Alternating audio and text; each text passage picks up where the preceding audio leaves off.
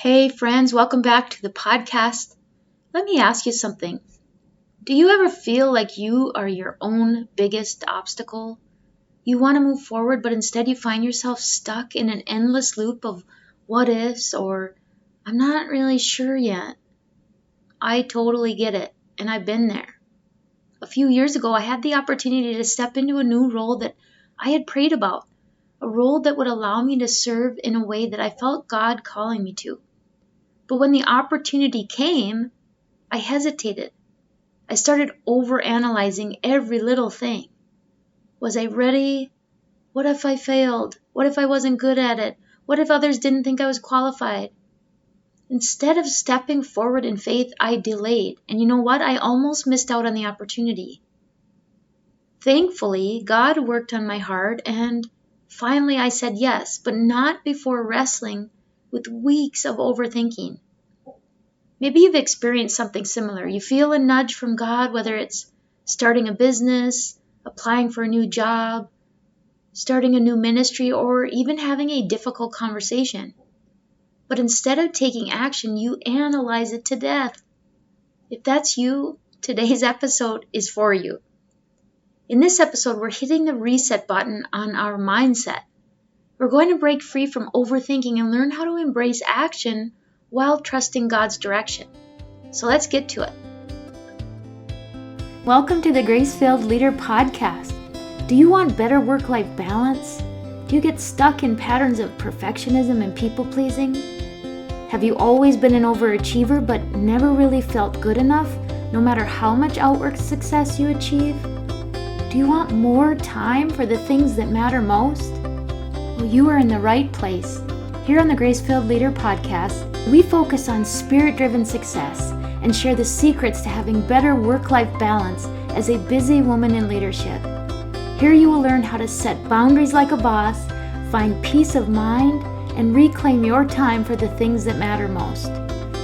Hi, I'm Tanya, a wife, mom, leader, and certified Christian life coach. For most of my life, I tried to find worthiness through achievement. I spent decades people-pleasing and pouring myself into my work. I was looking for my value through the approval of others. This led me to feel burned out, empty, and exhausted. I had no time or energy for myself or my family. I realized that I was wasting time and energy looking for validation in all the wrong places. But my life changed when I finally surrendered and God showed me a different way. It is my mission to help you start living the abundant life God has for you. If you're ready to become fueled by grace and find freedom from people-pleasing, if you're ready to multiply your time and impact as a Christian woman in leadership, this podcast is for you. Roll up your sleeves, sister friends. It's time to get after it. So what exactly is overthinking? It's that mental hamster wheel where you analyze, reanalyze, and second-guess every decision. You want to get things just right, so you delay action, waiting for the perfect moment, which of course never comes because it doesn't exist. Overthinking and overanalyzing doesn't just steal our time, it steals our peace, our confidence, and sometimes even our opportunities.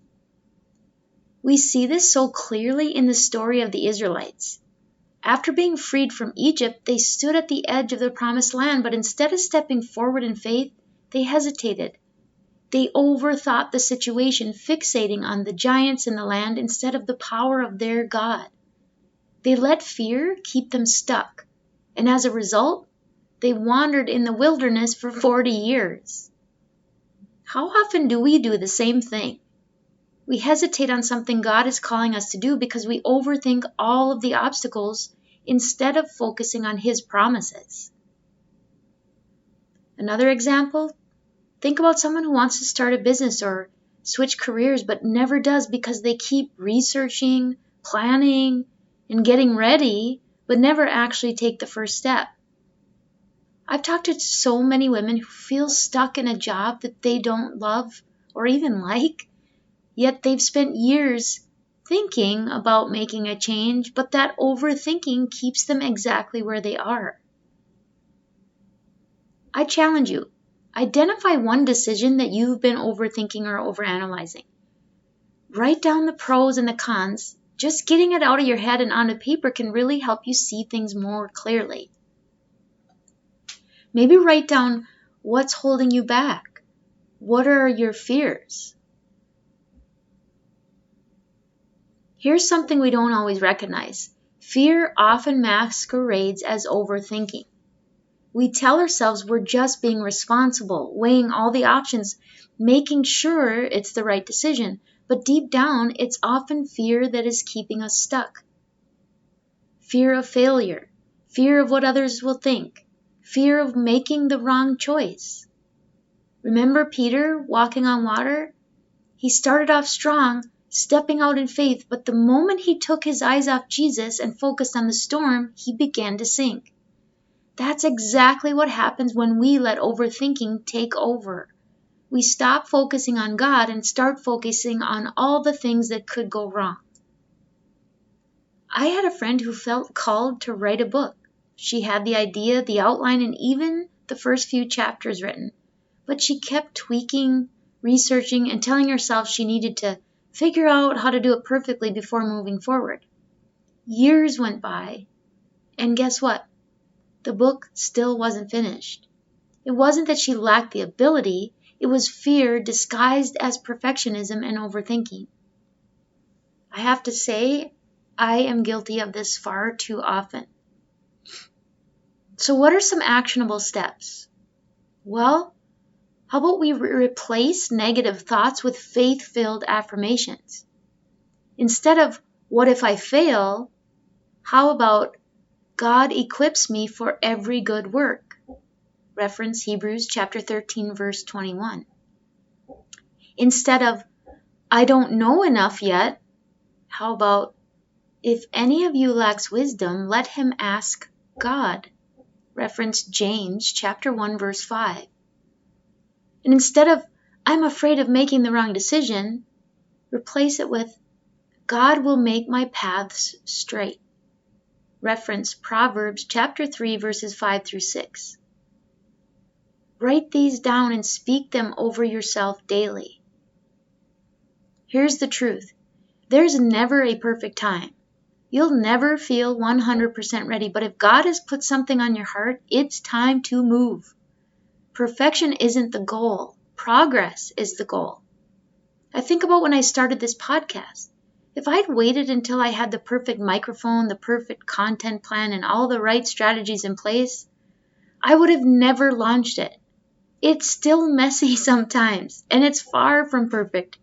But I trusted that God would equip me, and I still trust that He will equip me along the way. And guess what? He did, and He has. Maybe for you it's launching that business, stepping into a leadership role, starting a new ministry, or finally having that conversation you've been avoiding. Whatever it is time to stop overthinking and start moving forward in faith. So I challenge you, choose one small, imperfect action to take this week. If you've been thinking about starting a new business, create a simple website or make your first post. If you feel called to write, commit to writing 500 words today, even if it's messy. If you need to have a tough conversation, schedule the call and trust God for the words. Just do one thing, because action breaks the cycle of overthinking.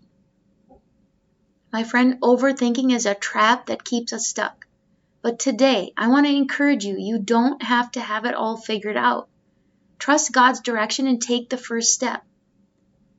Proverbs chapter 3, verses 5 through 6 says, Trust in the Lord with all your heart and lean not on your own understanding. In all your ways submit to Him, and He will make your path straight. You don't have to see the whole road, just take the next step. I would love to hear from you. What's one action step you're committing to this week? Send me a message. Tag me on social media. Reply to an email. And let's keep this conversation going and let's keep each other accountable. And if this episode encouraged you, would you do me a favor? Would you share it with a friend who needs to hear this today? Until next time, trust God, take action, and keep moving forward. And as always, I pray that the Lord fills you with gratitude, peace, and His amazing grace. I pray this episode blessed you, spoke to you, or encouraged you in some way. If so, please share it with a friend and head on over to Apple Podcasts to leave me a review. That's the only way for me to know if you're enjoying the show. Nothing blesses me more than to hear from you. Also, come on over to our free Facebook community. This is a great place for us to support one another on our faith and leadership journeys. You can find the link to the group in the show notes or go to gracefilledleader.com/community. If you have questions or content ideas for the show, please send me a message on SpeakPipe or via email. Go to gracefilledleader.com/contact and leave a written or voice recorded message. I would love to know how I can best serve you on the podcast. Now to Him who can do immeasurably more than we can ask or imagine, according to His power that is at work within us. Ephesians 3, verse 20. Until next time, my friends, God bless.